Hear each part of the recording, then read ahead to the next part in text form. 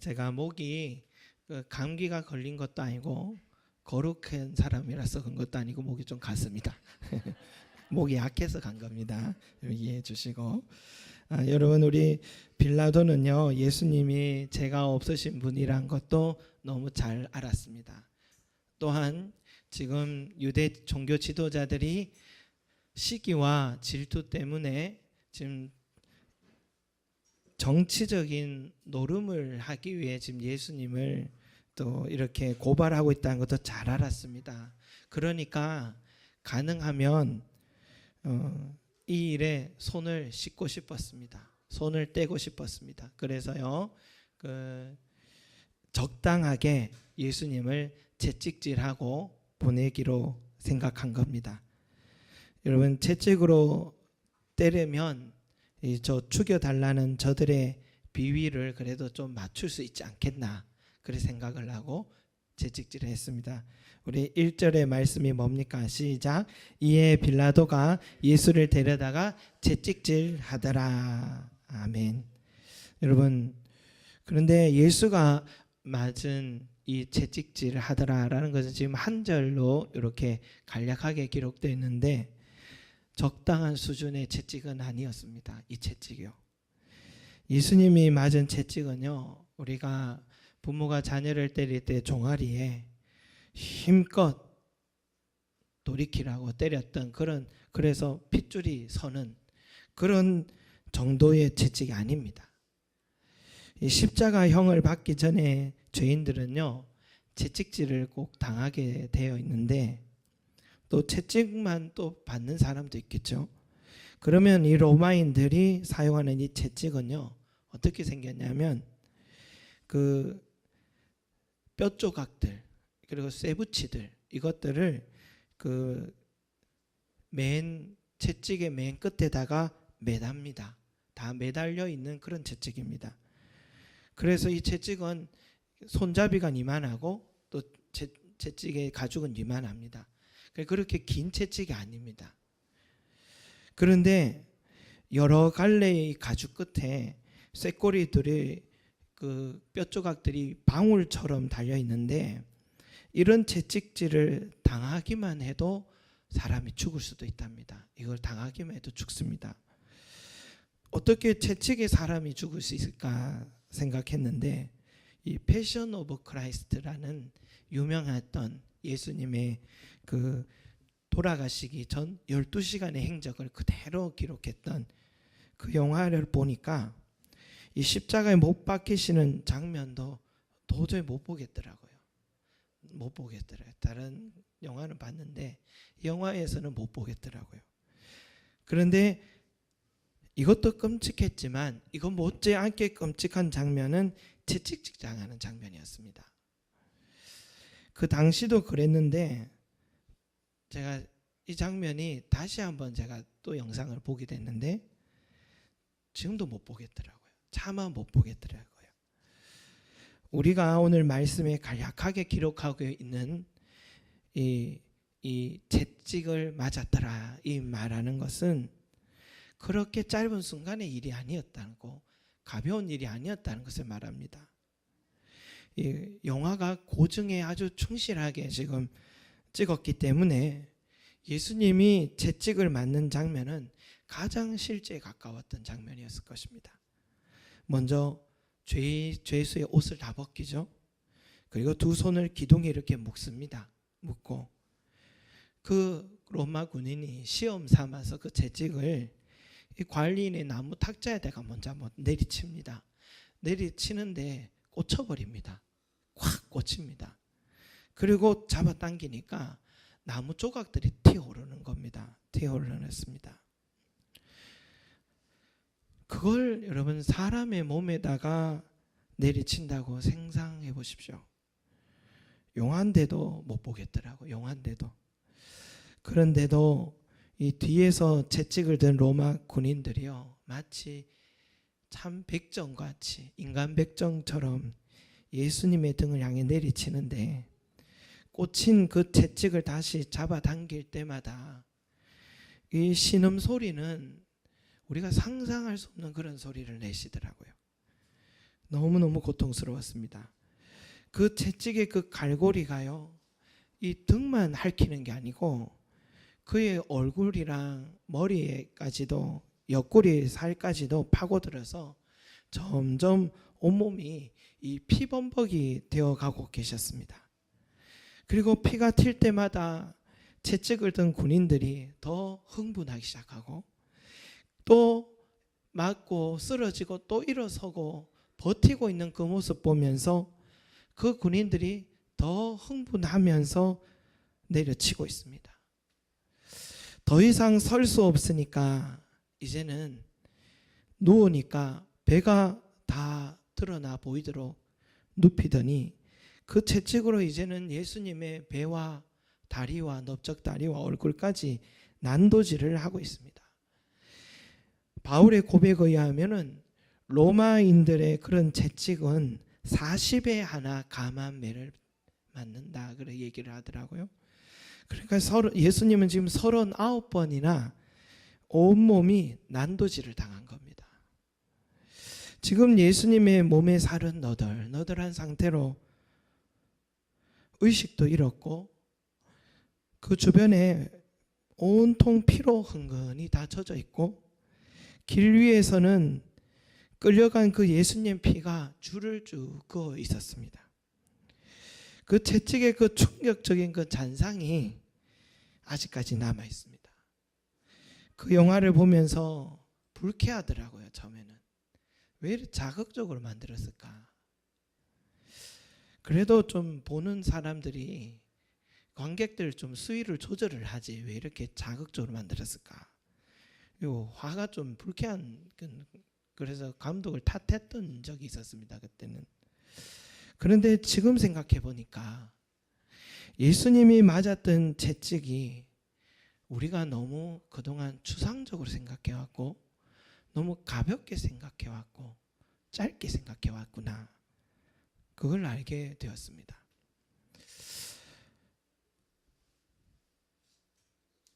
한 번씩 브라질 쪽에는 남미에서 고난주간이 되면 사람들이 순례자들이 자기 등에다 이를 막 치잖아요. 왜 그러나 저는 좀 그런 생각을 했거든요. 그 사람들이 맞았던 것 같아요. 예수님의 고난을 생각하고 묵상할 때에 그 고통이 어느 정도인지 그래도 일부라도 좀 느껴보는 것이 진정으로 이 채찍에 대한 의미를 이해할 수 있을 것 같아요. 그리고 날카로운 그 가시 연건키로 만든 가시관을, 그걸 예수의 머리에 씌우는데 로마 군인들이 자기 손으로는 씌우려니까 손에 찔릴까봐 그걸 나무에다가 꾹꾹 눌러가면서 그 가시를, 그 나무를 지렛대 삼아 가시를 집어넣기 시작하는데, 가시가 찌르는 고통에 또 예수님이 이 비명을 지르는 모습을 보게 되었습니다, 여러분. 그리고는 자색 옷을 입힙니다. 자색 옷은 당시의 그 왕족이나 귀족들이 입는 그런 옷인데, 유대인의 왕이여 평안할지어다 그래 놓고는 엎드려서 절을 하고 있는 겁니다. 그래 놓고는 또 얼굴을 때리면서 폭행을 하기 시작합니다. 여러분, 빌라도는 그렇게 죽기 직전까지 채찍질하고 가시관을 씌우고 자색 옷을 입힌 초라한 행색의 예수님을 그 유대인들 앞에 지금 세우고 마치 배려해 준 것이냐, 마치 너희들 비위 맞춰준 것이냐, 예수님께 배려한 것이냐, 보라 이 사람이로다 하고 있습니다.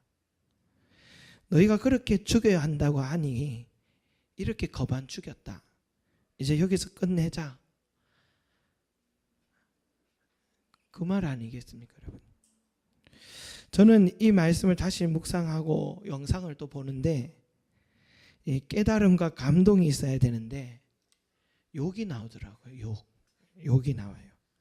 어떻게 한 인간이 또 다른 인간을 이렇게 망신 차이가 되게 만들었을까?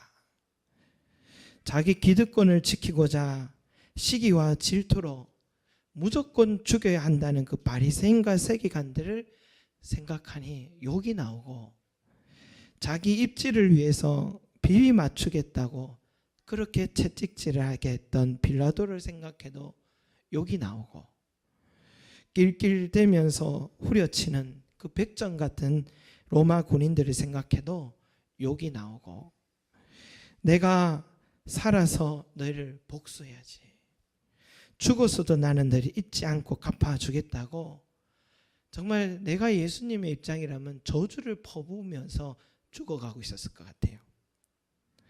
사람은 극한 상황에 빠지면 입에서 욕이 나오잖아요. 욕해 보신 적이 있습니까, 여러분? 예. 저도 이 군생활 할 때 막 이등병 때 이 사람한테 가면 이 말하고 저 사람한테 가면 저 말하는데, 극도의 스트레스를 받으니까 저 혼자 사무실에 들어가가지고 혼자 막 욕을 하더라고요. 그때 제가 놀랐습니다. 나에게 이런 면이 있었구나. 예. 지금 예수님이 무슨 욕인지 궁금하십니까, 혹시? 예, 참도록 하겠습니다. 여러분, 지금 예수님이 당하신 그 장면만 묵상하고 영상을 봐도 이렇게 욕이 나오는데, 우리 당하신 예수님의 입장이 어땠을까 하는 생각도 들고요. 그들 모두 다 너무 지나친 행동을 한 겁니다. 오늘 인간이 해서는 안 되는 죄를 저질렀고, 절대로 용서받을 수 없는 죄를 지었고, 저주받아 마땅한 죄를 지었고, 그래서 이들은 욕먹어도 마땅한 사람들이죠. 예수님 몸이 이 지경이 되기까지 직접적이든 간접적이든 원인 제공한 자들을 우리는 또 생각해 봐야 합니다. 인간 백정 같은 채찍을 친 로마 군인들, 내버려둔 빌라도 총독, 유대교 지도자들, 가룟 유다 팔아버려서 이래 된 가룟 유다를 우리 욕하지 않을 수 없고, 예수를 지켜주지 못할 망정 3번이나 부인했고 뿔뿔이 흩어졌던 베드로와 제자들, 우리 욕하지 않을 수 없습니다. 이들 모두 다 오늘날 말하면 다 적폐 세력들입니다. 적폐 세력들이어서 이런 적폐 세력들은 다 색출해서 반드시 그 죄값을 물어야 될 사람들입니다. 누가 죄 없는 예수를 이 지경으로 만들어 놨는지 분명히 지시한 사람들이 있지 않겠습니까? 분명히 공모한 사람들이 있을 것입니다. 그들을 찾아내서 반드시 응징을 해야 될 것 같습니다. 그래서 우리 기독교 역사는 2000년 동안 누가 예수를 채찍질해 하도록 넘겨줬느냐, 그 질문에 그 적폐자를 찾아왔고 정죄해 왔습니다. 실제로 여러분, 영국 북부 지역에 어느 공원에 나무 12개를 심어서 이 12개 나무를 이름을 지어줘야겠는데 의견을 모았더니 예수님의 12제자 이름을 붙이자 했습니다. 그래서 그때부터 모든 나무들이 다 잘 자랐는데, 그런데 유독 한 개의 나무, 가룟 유다라는 이름을 쓴 이 나무는 시들기 시작하고 결국은 말라 죽고 말았다고 합니다. 왜 그런지 짐작가시죠? 지나가는 사람들마다 다 발길질하고, 너 때문에 예수님이 잡혀서 채찍질 당했다고, 십자가에 달려 죽었다고 욕을 너무 많이 해가지고, 그래서 결국 그 나무는 자라지를 못하고 죽었답니다. 그만큼 가룟 유다가 욕을 많이 듣고 있습니다. 또 가룟 유다만큼 욕을 많이 듣는 사람이 빌라도입니다. 빌라도는 2000년 기독교 역사에서 온 세상에 예배가 얼마나 많이 드려졌겠습니까? 그 예배마다 항상 사도신경을 외우잖아요. 본디오 빌라도에게 고난을 받으시고, 이 구절을 항상 외웁니다. 그 말이 이거 아닙니까? 빌라도 너 때문에 예수가 채찍질 당하게 된 것 아니냐, 욕을 하고 있는 거 아니겠습니까? 세상에 이렇게 욕을 많이 먹은 사람은 없을 것 같아요. 빌라도가 1등인 것 같고 가룟 유다가 한 1등, 2등한 것 같습니다. 그런데 여러분, 우리가 예수님 이렇게 만든 적폐 세력이 누구냐 하면서 찾아가다 보니까 전혀 예상하지 못한 이 일의 핵심 세력을 맞닥뜨리게 됩니다. 누구냐? 바로 예수님의 아버지 하나님이셨습니다. 예수님이 채찍질을 당하신 것은 그를 판 가룟 유다의 잘못도 있겠지만, 부인하고 도망간 제자들의 잘못도 있겠지만, 종교 지도자들이랑 빌라도와 로마 군인도 잘못도 있겠지만, 예수님을 이렇게 채찍질을 이렇게 망신차이가 되게 했던 가장 최고 선두에 있었던 핵심 세력은 바로 우리 하나님이셨습니다. 그 성경을 조금만 더 가까이 보면 알 수 있는데, 예수님이 체포되고 신문받고 재판받고 채찍질 당하기 전에 마지막으로 예수님은 아버지께 간절히 기도하잖아요. 아빠, 아버지요, 아버지께서는 모든 것이 가능하오니 이 잔을 내게서 옮기시옵소서. 이것은 곧 자신이 채찍질 맞을 것을 알기 때문에, 그 순간이 얼마나 고통스러운 것을 알기 때문에 피하고 싶어서 또다시 한번 간청했던 것인데, 결국은 거절받아 버렸습니다. 또 그 전으로 또 거슬러 가보면, 예수님의 사역 초기에 예루살렘에서 니고데모를 만나고 그에게 뭐라고 합니까? 모세가 노뱀을 든 것처럼 인자도 들려야 하리라. 이것은 뭐냐면, 예수님이 사역을 시작하기 전부터 예수님은 자신이 어디로 걸어갈 것을 알고 계셨던 거죠. 십자가를 매달려 죽을 것을 알고 계셨고, 그 전에 이 채찍을 맞아야 된다는 것을 알고 계셨던 겁니다. 여러분, 이거 뭘 말합니까? 예수님이 이 땅에 보냄을 받을 때부터 자신이 맞아야 할 채찍을 져야 할 십자가를 알고 계셨다는 것이고, 그것이 아버지의 뜻이라는 것을 누구보다 잘 알고 계셨고, 그래서 이 6월 절기에, 6월절날 절기에 예루살렘으로 뚜벅뚜벅 걸어 올라오신 것입니다. 만약 예수님이 이 채찍을 피하기를 원하셨다면 갈릴리에서 오지 않으셔도 됐고, 사람이 인적 드문 곳을 피하셔도 충분히 채찍을 피할 수 있었던 것입니다. 그래서 예수님이 십자가에 달려 죽기 전에 아버지여 저들을 용서하여 주시옵소서, 자기들이 하는 것을 알지 못함이니이다 라는 것은 예수님의 사랑이 너무 커서 용서하는 마음이 컸기 때문에 그런 말씀도 했겠지만, 또 한편으로는 뭐냐면, 내가 이렇게 채찍과 십자가에 죽게 된 것은 저들의 죄 때문이 아니라 아버지의 뜻 때문이었다라는 것을 말씀하신 것이었습니다. 여러분, 우리는 이 사실을 인정하게 될 때에 도대체 누구냐라고 찾다가 이제는 우리의 질문이 바뀌기 시작합니다. 왜? 라는 단어로 바뀌기 시작합니다. 왜 하나님 아버지는 아들을 그 채찍으로 온몸이 저렇게 상하도록 망신창이가 되도록 내버려 두셨는가? 왜? 라고 우리는 질문할 수밖에 없습니다. 세상에 여러분, 아버지가 자식을 이렇게 끔찍한 채찍으로 맞게 한다는 것, 이해할 수가 없는 일 아닙니까? 지금부터 한 3년 전이었던 것 같습니다. 제가 아들을 한번 마음 먹고 한 번은 잡아줘야겠다, 때려야겠다 그렇게 생각하고, 그 당시에 정말 그때는 내가 이 부분을 수정하지 않으면 나중에 후회하겠다 싶어서 꼭 한 번은 잡아줘야겠다 생각했습니다. 제가 평소에는 잘 안 때립니다. 그런데 한 번은 꼭 잡아줘야겠다 했습니다. 그래서 성경에도 자식은 죽지 않을 만큼 때려라 가르쳤기 때문에 꼭 실천해야겠다 했습니다. 그래서 사랑하기 때문에 그날은 마음 먹고 한번 잡으려고 때렸는데, 그런데 그것도 문제였습니다. 평소에 사랑의 매를 자주 댔어야 됐는데 이 준비되지 않은 사랑의 매를 들고 말았던 것입니다. 제가 들고 때린 이 사랑의 매가 이 매미채였습니다. 매미채인데 때리고 한 3대에서 5대를 제가 때린 것 같아요. 엉덩이 엎드려라고 해서 때렸는데, 이 엉덩이를 보고 아이도 놀라고 저도 놀랐습니다. 이 핏줄이 피멍이 쫙 들어있더라고요. 그래서 그 순간에 참 아빠의 권위도 있는데 아무렇지 않은 척, 계속 화내는 척 했는데 제 마음은 내심 걱정이 됐습니다.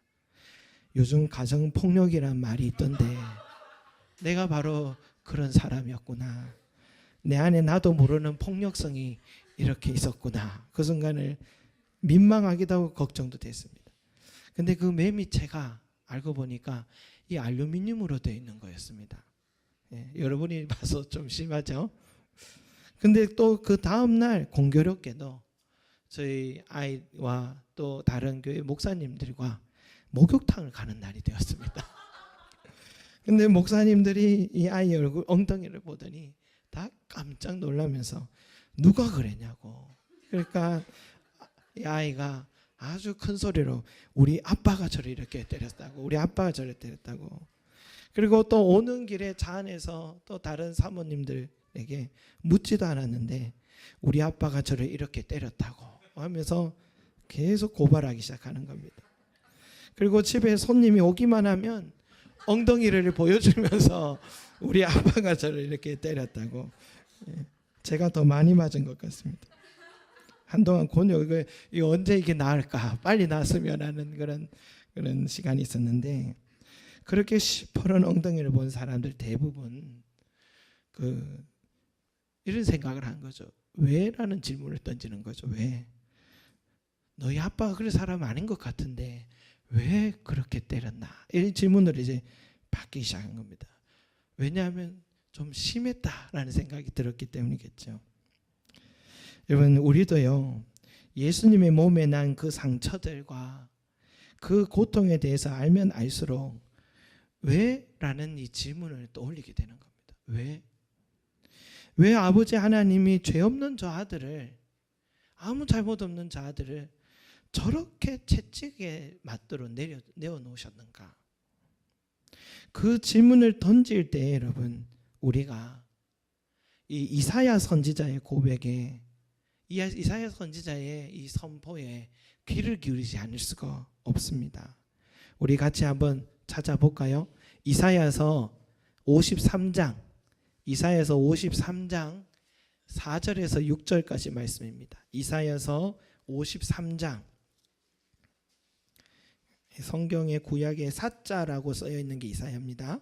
이사야서 53장 4절에서 6절까지 말씀입니다. 같이 한번 읽어보도록 할까요? 이사야서 53장 4절에서 6절까지.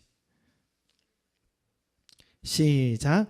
그는 실로 우리의 질고를 지고 우리의 슬픔을 당하였거늘 우리는 생각하기를 그는 징벌을 받아 하나님께 맞으며 고난을 당한다 하였노라. 그가 찔림은 우리의 허물 때문이요 그가 상함은 우리의 죄악 때문이라. 그가 징계를 받음으로 우리는 평화를 누리고 그가 채찍에 맞음으로 우리는 나음을 받았도다.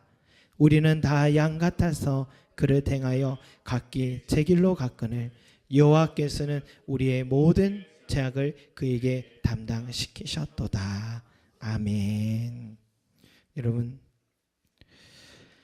예수를 채찍으로 때린 로마 병사들과 빌라도를 원망하다가 예수님을 채찍으로 내버려 두신 분이 다른 사람이 아니라 바로 아버지 하나님이란 이 사실 앞에 우리는 왜라는 질문을 던졌더니 전혀 새로운 사실을 깨닫게 된 거죠. 예수님이 채찍을 맞은 것은 바로 나 때문이었습니다. 우리 때문에 그 날카로운 쇳덩이와 뼈조각이 달려있는 채찍을 맞으셔야만 했던 것입니다. 이사야 선지자는 왜 그래야만 했는가를 매우 구체적으로 오늘 설명해 주고 있는 것입니다. 예수님이 그 날카로운 채찍을 맞을 때마다 왜 맞았느냐?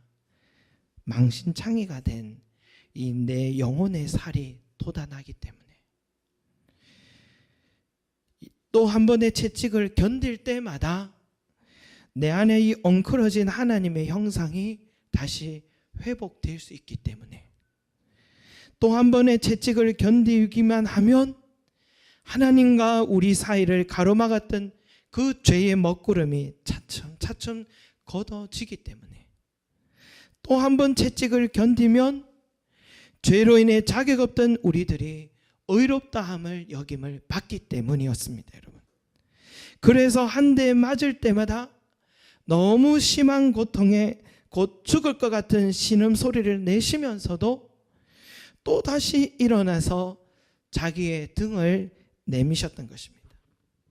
내가 이렇게 망신창이가 되고 살이 너덜너덜해져도 내 사랑하는 자들의 죄가 씻겨진다면, 내가 이렇게 징계를 견딤으로 내 사랑하는 자들과 내 아버지가 그 사이가 화평케 될 수 있다면, 내가 오늘 이 채찍을 다 견뎌서 내 사랑하는 자들이 깨끗이 낫기만 한다면 나는 끝까지 이 길을 가리라.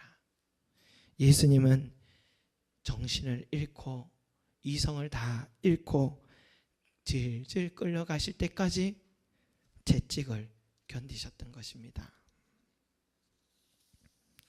사랑하는 성도 여러분, 예수님이 맞은 그 채찍은 바로 나를 사랑하사 나를 살리기 위한 아버지 하나님의 뜻이었습니다.